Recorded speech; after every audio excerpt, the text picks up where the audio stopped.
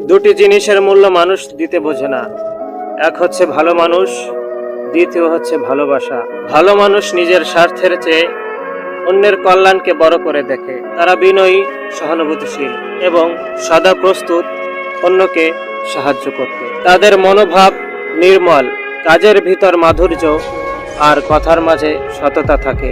অথচ সমাজে এই ভালো মানুষের প্রায়শই অবমূল্যায়ন করা হয়, কারণ তারা নিজেদের প্রচার করে না, তারা কারো স্বার্থে কাজ করে না এবং তাদের কাজের বিনিময়েও কিছু প্রত্যাশা করে না। তাই অনেক সময় তাদের অবদান মানুষ বুঝতেই পারে না কিংবা গুরুত্ব দিতে শেখে না। যখন সেই মানুষটি হারিয়ে যায় বা দূরে চলে যায়, তখনই বোঝা যায় তার অনুপস্থিতি কতটা শূন্যতা তৈরি করে। কিন্তু তখন আর ফিরে পাওয়া যায় না তার মূল্যবান উপস্থিতি। ভালোবাসার মূল্য কেন মানুষ দিতে বোঝে না?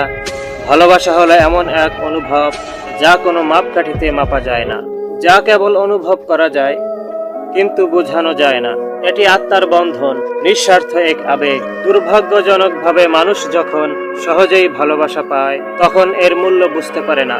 তারা ধরে নেয় এটা পাওয়াই স্বাভাবিক, ঠিক যেমন নিঃশ্বাস নেওয়া। ভালোবাসার পেছনে যে আত্মত্যাগ, যে ধৈর্য, যে অপেক্ষা, তা বুঝতে না পারার কারণে অনেকেই এর মর্যাদা দিতে ব্যর্থ হয়।